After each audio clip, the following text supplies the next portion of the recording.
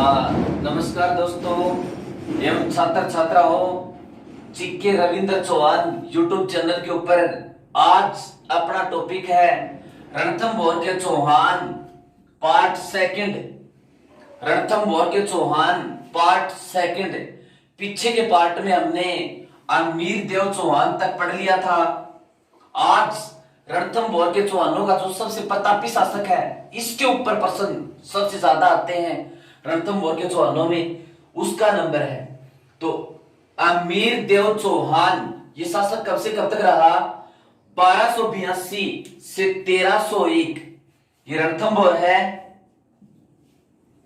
और रणथंभौर के चौहान, यहां पर रणथंभौर के चौहान अमीर देव चौहान 1282 से 1301 तक। देखो इस अमीर देव चौहान के ऊपर क्या क्या प्रश्न बनते हैं। ये रणथंभौर के चौहानों का सबसे शक्तिशाली शासक था। तो पहला इंपॉर्टेंट प्रश्न इसके ऊपर, रणथंभौर के चौहानों का सबसे शक्तिशाली शासक, रणथंभौर के चौहानों का सबसे शक्तिशाली शासक कौन था? अमीर देव चौहान। दूसरा प्रश्न इसके ऊपर क्या बनता है? इसने अपने जीवन काल में एक कोटिजन यज्ञ करवाया था। और कोटिजन यज्ञ एक अश्वमेध यज्ञ के समान ही होता है, यानी जिसमें ज्यादा संख्या में भीड़ होती है, करोड़ों लोग संख्या में भीड़ होती है। इसके अलावा राजस्थान के अंदर किसी ने भी कोटिजन यज्ञ नहीं करवाया। तो अगला इंपॉर्टेंट प्रश्न इसके ऊपर, कोटिजन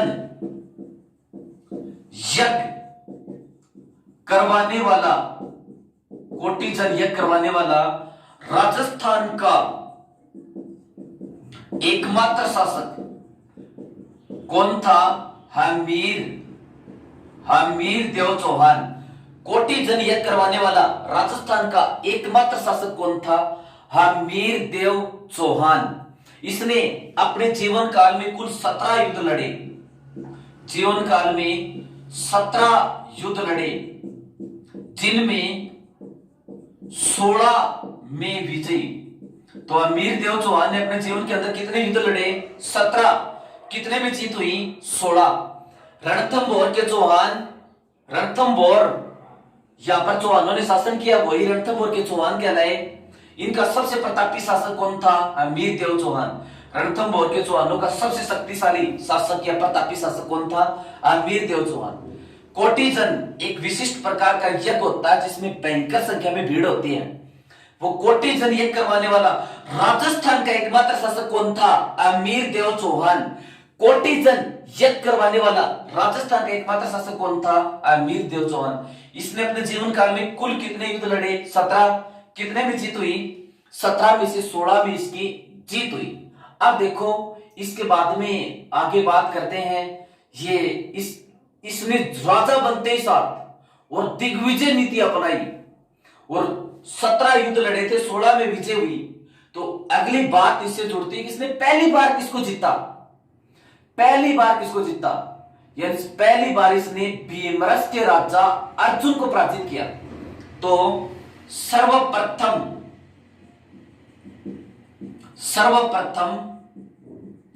भीमरस शासक अर्जुन को पराजित किया। अमीर देव चौहान ने सबसे पहले भीमरस के शासक अर्जुन को पराजित किया। फिर देखो इसके काल में ये दिल्ली है, दिल्ली, और दिल्ली का शासक था जलालुद्दीन खिलजी।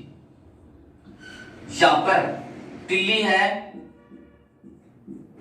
और दिल्ली का शासक था, दिल्ली सल्तनत का शासक था जलालुद्दीन खिलजी। अमीर देव के समय जलालुद्दीन खिलजी ने और यहां पर रणथंभौर के ऊपर आक्रमण किया था। अमीर देव के समय जलालुद्दीन खिलजी ने आक्रमण किया था। और वो आक्रमण कब किया था? मार्च 1991। मार्च 1290 में राजा बना था दिल्ली का जलालुद्दीन खिलजी। और 1291 में इसने रणथंभौर के ऊपर शासन किया, आक्रमण किया सॉरी। तो देखो इसने सबसे पहले जलालुद्दीन खिलजी ने ये जाइन क्षेत्र है इसको जीत लिया, जाइन क्षेत्र को जीत लिया, जाइन क्षेत्र पर कब्जा कर लिया जलालुद्दीन खिलजी ने, जाइन क्षेत्र के ऊपर कब्जा कर लिया जिसको वर्तमान में छात्र कहते हैं। जलालुद्दीन खिलजी ने मार्च 1991 में रणथंभौर पर आक्रमण किया और जाइन क्षेत्र के ऊपर कब्जा कर लिया। अब देखो ये रणथंभौर दुर्ग के चारों ओर फिर उसने घेरा डाला ही रखा, चारों ओर ये दुर्ग है, दुर्ग के चारों ओर ये जलालुद्दीन का घेरा, घेरे का मतलब सेना की टुकड़ी चारों ओर और घेरा बना करके बैठ गई। तो घेरा बना करके बैठ गई, लंबे समय तक रणथंभौर के दुर्ग को जलालुद्दीन खिलजी की सेना जीत नहीं पाई और जलालुद्दीन खिलजी है उसका एक सेनापति था वो मारा गया। जलालुद्दीन खिलजी का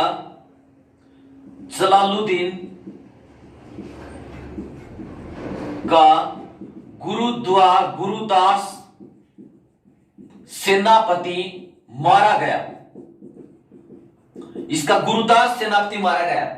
यानी मार्च 1991 में अमीर देव के टाइम में रणथंभौर के ऊपर आक्रमण किया था जलालुद्दीन खिलजी ने, जाइन क्षेत्र के ऊपर कब्जा कर लिया, फिर दुर्ग के अंदर चारों ओर घेराबंदी की और ये अमीर की सेना ने भी फिर उसकी सेना का सामना किया। तो जलालुद्दीन खिलजी का कौन सा सेनापति मारा गया? गुरुदास नामक सेनापति मारा गया। ठीक है, अब देखो इसके बाद में आगे फिर क्या बात होती है। जलालुद्दीन खिलजी ने सोचा कि इस दुर्ग को मैं जीत नहीं पाऊंगा, घेरा हटा लेता हूं तो ही ठीक है, मैं इसको घेरा हटा लेता हूं तो ही ठीक है। तो एक इसका सेनापति था मलिक अहमद चाप, उसने घेरा नहीं हटाने के लिए कहा। मलिक अहमद चाप ने घेरा नहीं हटाने के लिए कहा। किसको कहा? जलालुद्दीन खिलजी को। बदले में जलालुद्दीन खिलजी ने फिर सेना के सामने अपनी बात, अपनी लाज बचाने के लिए ये कहा कि चलो हटा लेते हैं यहां से घेरा, और ये कहा मैं तो इसको जीतना ही नहीं चाहता, मैं ऐसे 10 दुर्गों को मुसलमान की एक मूछ के बाल के बराबर भी नहीं समझता हूं। कंपटीशन में कई बार प्रश्न पूछते हैं, मैं ऐसे 10 दुर्गों को मुसलमान की मूछ के बाल के बराबर भी नहीं समझता, मैं ऐसे 10 दुर्गों को मुसलमान की मूछ के बाल के बराबर भी नहीं समझता। किसने कहा था? जलालुद्दीन खिलजी ने कहा था। किस दुर्ग के बारे में कहा था? रणथंभौर दुर्ग के बारे में कहा था। कंपटीशन में ये प्रश्न बहुत बार पूछते हैं। जलालुद्दीन खिलजी ने किस दुर्ग के बारे में कहा था कि मैं ऐसे 10 दुर्गों को मुसलमान की एक मूछ के बाल के बराबर भी नहीं समझता हूं? तो किसने कहा था? जलालुद्दीन खिलजी ने रणथंभौर दुर्ग के बारे में कहा था, क्योंकि जीत नहीं पाया, अंत में अपनी बात को ऊंची रखने के लिए और ये कह दिया। अब देखो दिल्ली का इतिहास पलटता है 1296 के अंदर, 1296 के अंदर, और अलाउद्दीन खिलजी दिल्ली का शासक बनता है जलालुद्दीन खिलजी की हत्या करके। दिल्ली का इतिहास पलटता है 1296 के अंदर। जलालुद्दीन खिलजी का भतीजा अलाउद्दीन खिलजी, ये जलालुद्दीन खिलजी की हत्या करके और दिल्ली का राजा बनता है और विश्व विजेता बनने का सपना लेता है। उस समय रणथंभौर का चौहान शासक अमीर था, अमीर भी पराक्रमी राजा था, वो भी पराक्रमी राजा, तो आपस में दोनों टकराने थे ही। इस बात से प्रश्न आते हैं। ठीक है, तो देखो अमीर देव चौहान और अलाउद्दीन खिलजी के मध्य जो युद्ध हुआ था, उस युद्ध से संबंधित प्रश्न आते हैं और उस युद्ध को कहते हैं रणथंभौर का युद्ध। रणथंभौर का युद्ध। इस युद्ध की शुरुआत हो गई थी 1299 के अंत से और यह चला था 11 जुलाई 1301, यानी 1299 इसके अंत तक इसकी शुरुआत हो गई थी और ये चला था 11 जुलाई 1301 तक चला था। रणथंभौर का युद्ध किस किस के मध्य हुआ था? अलाउद्दीन खिलजी, दूसरा पक्ष वह अलाउद्दीन खिलजी व हमीर देव चौहान के मध्य ये युद्ध हुआ था। हमीर देव चौहान के मध्य ये युद्ध हुआ था। पहला क्वेश्चन, इस युद्ध का कारण क्या था? इस युद्ध का कारण क्या था? तो इस युद्ध का कारण था ये दिल्ली का शासक है ना अलाउद्दीन खिलजी। अलाउद्दीन खिलजी ने एक बार और गुजरात अभियान के लिए सेना भेजी थी और अलाउद्दीन खिलजी की सेना गुजरात से धन लूट करके लेके आई थी। ये दिल्ली और दिल्ली का शासक कौन था? अलाउद्दीन खिलजी। भारत के इतिहास का सर्वाधिक कर वसूलने वाला शासक, सर्वाधिक धन लूटने वाला शासक अलाउद्दीन खिलजी। अलाउद्दीन खिलजी की सेना एक बार गुजरात अभियान पर गई थी और उसकी सेना गुजरात से धन लूट करके वापस आ गई थी, वापस आई थी। तो वापस आते समय अपने राजस्थान के अंदर जालोर के आसपास के क्षेत्र में और जालोर के आसपास के क्षेत्र में सेना, शाही सेना के प्रमुख सेनापतियों में धन बंटवारे को लेकर के और विवाद हो गया। जालोर के पास, जालोर के आसपास गुजरात से धन लूट करके शाही सेना आ रही थी और जालोर के आसपास क्या घटना होती है? शाही सेना व मीर मोहम्मद शाह कैबरू, शाही सेना व मीर मोहम्मद शाह कैबरू के मध्य धन बंटवारे को लेकर विवाद हो गया। देखो, गुजरात से जीत करके दिल्ली जा रही थी अलाउद्दीन खिलजी की सेना, अपने राजस्थान में जालोर के आसपास सेना में धन बंटवारे को लेकर विवाद हो गया। जालोर के आसपास शाही सेना व मीर मोहम्मद शाह के मध्य धन बंटवारे को लेकर विवाद हो गया। ये मीर मोहम्मद शाह मंगोल का था, जो बाद में मुसलमान बन गया था, मंगोल का था ही। तो अलाउद्दीन खिलजी की सेना में था, तो धन बंटवारे को विवाद हो गया। तो ये बात राजा को बताई गई कि इसने इतना धन ऐसे ले लिया और ये अपना ज्यादा धन लेकर के, और रणथंभौर का शासक था मीर देव चौहान, उसकी शरण में आ गया। तो फिर अलाउद्दीन खिलजी को पता चला कि अमीर देव की शरण में है, तो फिर अलाउद्दीन खिलजी ने अमीर देव के पास समाचार पहुंचाया कि आप इस मीर मोहम्मद शाह कैबरू को अपने दरबार से निष्कासित कर दो। यानी अलाउद्दीन खिलजी का सेनापति था ये मीर मोहम्मद शाह कैबरू, ये धन लेकर के इसके दरबार के अंदर चला गया था। और फिर अलाउद्दीन खिलजी ने समाचार पहुंचाया अमीर के पास कि आप इसको अपने दरबार से निष्कासित कर दो। इस अमीर देव चौहान ने कहा कि हम हिंदुओं का शरण में आए हुए की रक्षा करना हमारा परम धर्म है, हम क्षत्रिय हैं, हम इसको नहीं छोड़ेंगे, कहते हैं। अलाउद्दीन खिलजी ने इसी बात के कारण से फिर रणथंभौर के ऊपर आक्रमण किया। तो इसी बात के कारण से इसके ऊपर आक्रमण किया। तो युद्ध का कारण क्या था? हमीर द्वारा अलाउद्दीन खिलजी के सेनापति मीर मोहम्मद शाह को शरण देना। युद्ध का कारण क्या था? हमीर देव चौहान द्वारा अलाउद्दीन खिलजी के निष्कासित सेनापति को शरण देना, जो बता चुका हूं मैं। जबकि आमीर हट एक पुस्तक है जो चंद्रशेखर ने लिखी थी, उस पुस्तक के अनुसार इस लड़ाई का कोई दूसरा कारण था।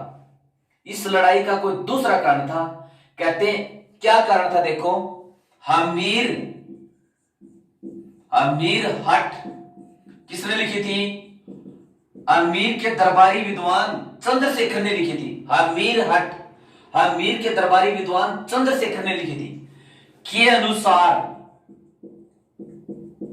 इसके अनुसार क्या कारण है? अलाउद्दीन खिलजी की पत्नी थी चिमना या चिमनी देवी, उसके और मीर मोहम्मद शाह के मध्य प्रेम प्रसंग चल रहा था।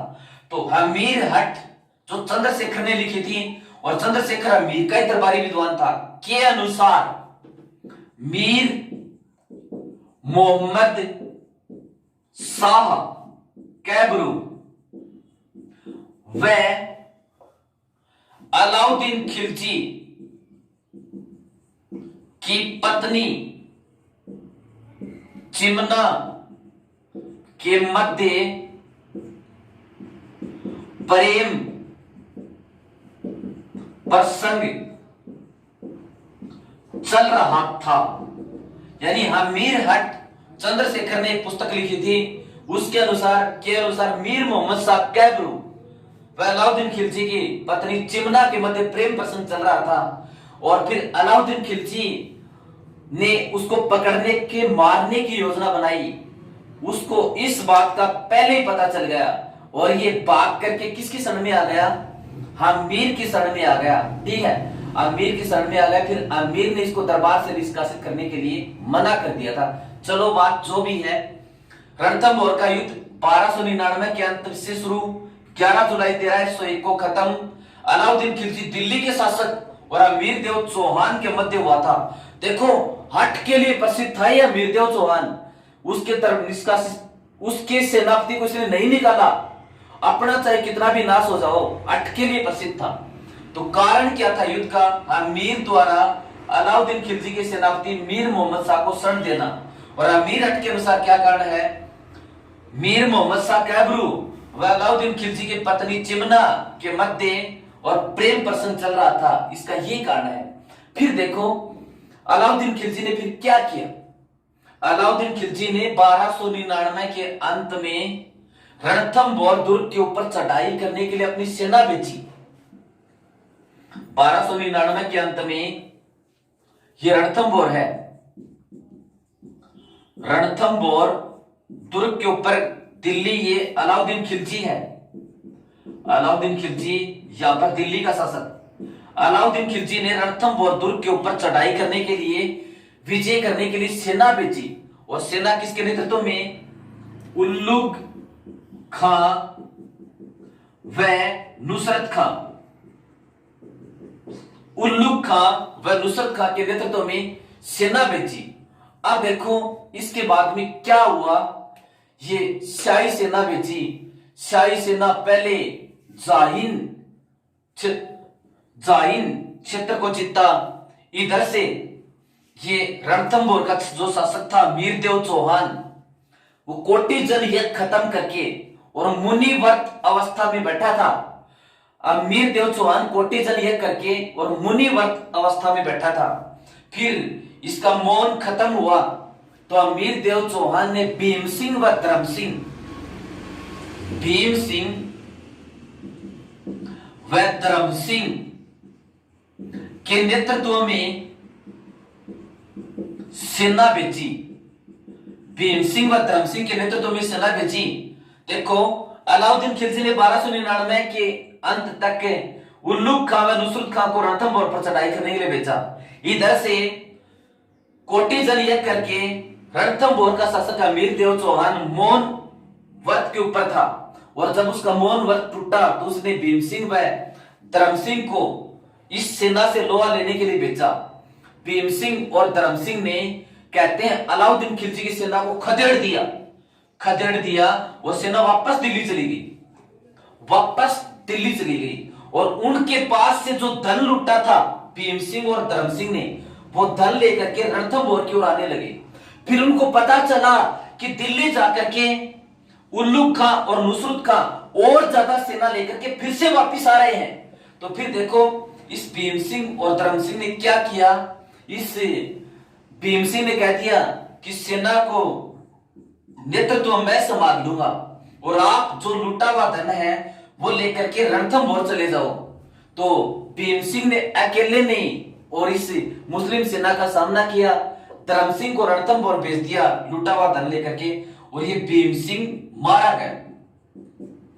भीम सिंह मारा गया। अब देखो इसके बाद में आगे क्या होता है, उधर से वो नुसरत खां है वो भी मारा गया। उधर से नुसरत खां वो भी मारा गया। तो प्रश्न कई बार पूछते हैं कि अलाउद्दीन खिलजी का कौन सा सेनापति मारा गया था? नुसरत खां मारा गया था। फिर उल्लुग खां ने ये बात बताई, अलाउद्दीन खिलजी के पास समाचार पहुंचाया किस इस तरह से है ना नुसरत खां भी मारा गया और सेना की आवश्यकता है महाराज, नहीं तो हम युद्ध में हार जाएंगे। वो अमीर तो बहुत तगड़ा राजा है, वो जीतेगा और आज तक 16 युद्धों में वो जीत चुका है। तो अलाउद्दीन खिलजी कहते हैं स्वयं सेना लेकर के और दरबार के अंदर आते हैं। अलाउद्दीन खिलजी स्वयं सेना लेकर के युद्ध भूमि के अंदर आते हैं। ठीक है, अब देखो इसके बाद में अलाउद्दीन खिलजी दिल्ली से चल पड़ा और सेना लेकर के रणथंभौर दुर्ग के चारों ओर घेरा डाल दिया। ये दिल्ली का शासक अलाउद्दीन खिलजी, ये यहां पर क्या है रणथंभौर। तो रणथंभौर के चारों ओर उसने घेरा डाल दिया अलाउद्दीन खिलजी ने, और चारों ओर घेरा डाल दिया। तो कई दिनों तक घेरा पड़ा रहा। आगे वर्षा ऋतु आने का टाइम हो गया, तो इसने सोचा कि भाई इस दुर्ग को जीत पाना तो मुश्किल है, ये राजा तो पहले ही 16 युद्धों में जीत चुका है, 16 युद्धों में हारना बहुत मुश्किल है। तो फिर अलाउद्दीन खिलजी ने एक योजना बनाई। अलाउद्दीन खिलजी ने रणथंभौर के दुर्ग में यानी अमीर देव चौहान के पास एक समाचार पहुंचाया कि चलो अमीर देव चौहान आप संधि कर लो।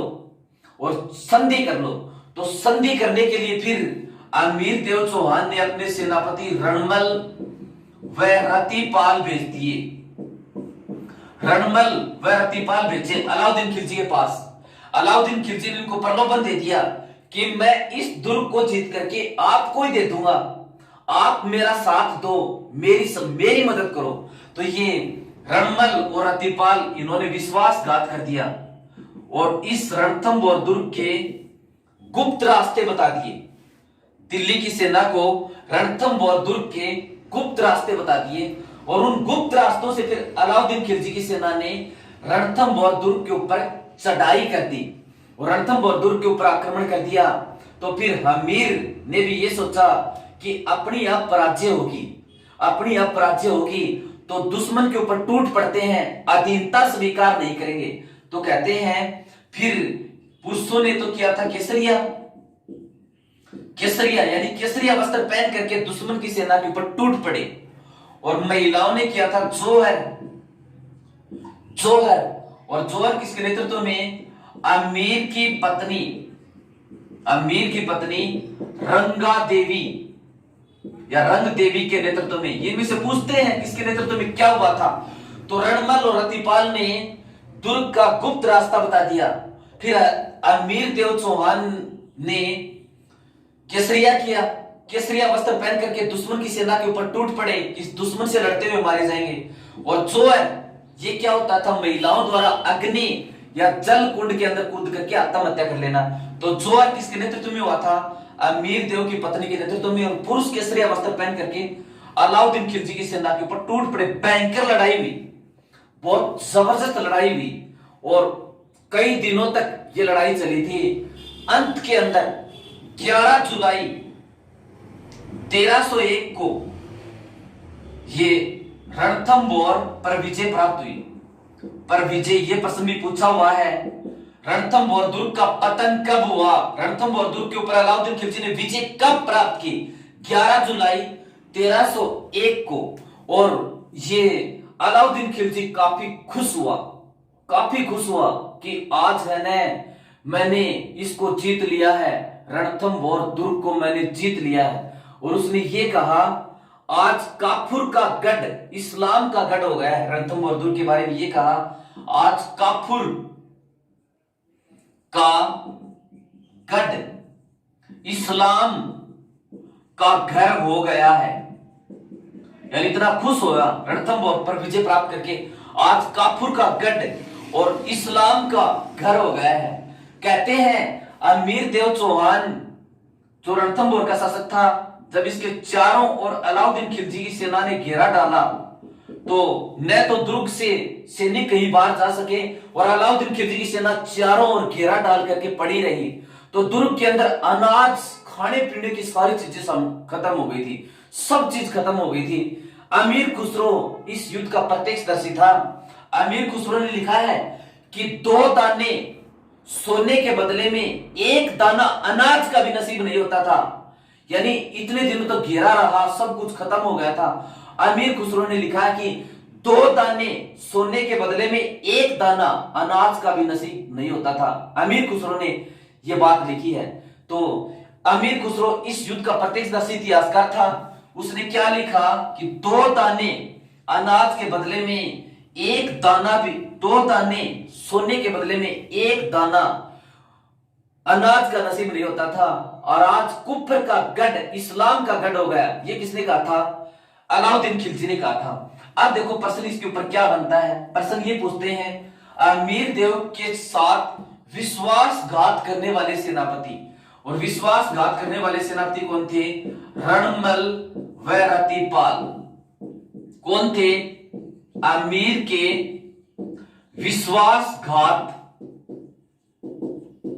विश्वासघाती सेनापति, अमीर के साथ विश्वासघात करने वाले उसके सेनापति कौन थे? रणमल और रतिपाल। अब देखो जुई रणथंभौर दुर्ग के ऊपर अलाउद्दीन खिलजी ने विजय प्राप्त कर ली, तो ये दोनों रणमल और रतिपाल अलाउद्दीन खिलजी से मिले कि आपने वादा किया था वो वादा पूरा करो, रणथंभौर का दुर्ग हमें दो या अपने सेनापति हमको बढ़ाओ, आपने वादा किया था। तो फिर अलाउद्दीन खिलजी ने इनको मौत के घाट उतार दिया, मौत के घाट उतार दिया। कह दिया कि आप यदि अमीर देव चौहान के नहीं हो सकते तो भला मेरे कैसे हो सकते हो? आप मेरे भी कोई राज दुश्मन को बता दोगे। तो रणमल और रतिपाल को अलाउद्दीन खिलजी ने मौत के घाट उतार दिया था। तो इतिहास हमें क्या सिखाता है? हमें अपने राजा के साथ कभी भी विश्वासघात नहीं करना चाहिए, और विश्वासघात करके हम किसी के प्रिय बने तो ऐसा हो नहीं सकता, क्योंकि अगला जानता है किसने पिछले के साथ विश्वासघात किया तो किसी भी लालच में आकर के वो ये तेरे साथ भी विश्वासघात कर सकता है। अलाउद्दीन खिलजी ने इनको बहुत जबरदस्त सबक सिखाया, मौत के घाट उतार दिया। फिर देखो ये जो मीर मोहम्मद शाह कैबरू है, मीर मोहम्मद शाह कैबरू, ये घायल हो गया था युद्ध के अंदर। अलाउद्दीन खिलजी ने इसको भी अपने सामने बुलाया कि यदि मैं तेरे को ठीक करवा दूं तो तू फिर क्या करेगा? तेरे को ठीक करवा दूं, तेरा इलाज करवा दूं तो तू क्या करेगा? तो इसने भी अलाउद्दीन खिलजी को बहुत जबरदस्त जवाब दिया कि मैं सबसे पहले तेरा कत्ल करूंगा, तेरा वध करूंगा, और अमीर देव चौहान के किसी भी परिजन को रणथंभौर की गद्दी पर बैठाऊंगा, ये कहा। इस बात से फिर अलाउद्दीन खिलजी नाराज हो गया और इसके सिर को हाथी के पैर से कुचलवाकर हत्या कर दी थी। सिर को हाथी के पैरों तले कुचलवा कर हत्या करवा दी थी। किसकी? मीर मोहम्मद शाह कैबरू। ये भी कितना देखो कि उस राजा ने मेरे को शरण दी है, मैं उसी के किसी परिजन को शासक बनाऊंगा। फिर देखो इसके काल में जो साहित्य लिखा गया है वो, एक तो हमीर हट ये लिखा था नैन चंद्र सूरी ने, हमीर हट। दूसरा अमीर रासो ये लिखी थी जोधराज ने, अमीर रासो। फिर अगली अमीर रासो जोधराज ने, अमीर हट चंद्रशेखर ने लिखी थी भाई, चंद्रशेखर ने लिखी थी। अमीर महाकाव्य नैन चंद्र सूरी ने, अमीर महाकाव्य ये लिखा था नैन चंद्र सूरी ने। तो अमीर हट नैन चंद्रशेखर ने, अमीर रासो जोधराज ने, अमीर महाकाव्य नैनचंद्र सूर्य ने लिखा था। कई बार प्रश्न पूछते हैं इतिहास में हठ के लिए प्रसिद्ध राजा कौन सा है, तो इतिहास में हठ के लिए प्रसिद्ध है हमीर देव चौहान। इसके बारे में एक लाइन है, सिंह सवन सतपुरुष वचन कदली फलत एक बार, त्रिया तेल हमीर हट चढ़े न दूजी बार। सिंह सवन सतपुरुष वचन कदली फलत एक बार, त्रिया तेल हमीर हट चढ़े न दूजी बार। अब देखो इसने रणथंभौर दुर्ग के अंदर एक 32 खंभों की छतरी बनवाई थी। 32, ये रणथंभौर का दुर्ग है, रणथंभौर दुर्ग। तो 32 खंभों की छतरी कहां पर है, रणथंभौर दुर्ग के अंदर है। इसको 32, इसके पिता का नाम था जयसिंह या जयत्र सिंह, उसने 32 वर्षों तक शासन किया था। तो उसकी याद में इसने रणथंभौर दुर्ग के अंदर फिर 32 खंभों की छतरी बनवाई। इसने अपनी पुत्री पद्मला की स्मृति में, पुत्री पद्मला की स्मृति में पद्मला तालाब बनवाया। पद्मला तालाब, ये पद्मला तालाब भी कहां पर है, रणथंभौर के दुर्ग के अंदर है। तो देखो रणमल और रतिपाल इसके विश्वासघात सेनापति थे। मीर मोहम्मद शाह कैबरू को शरण देने कारण से इतने अपना सारा परिवार खो दिया था और इस हठ के लिए प्रसिद्ध था। इसके बारे में एक लाइन है, ये सिंह सवन सतपुरुष वचन कदली फलत एक बार, फलत एक बार, और त्रिया तेल हमीर हट चढ़े दूजी बार, चढ़े दूजी बार। तो त्रिया तेल हमीर हट चढ़े दूजी बार एक बार इस तरह से पूछा गया था, किस दुर्ग के शासक के बारे में कहा जाता है, तो इसका उत्तर था रणथंभौर दुर्ग।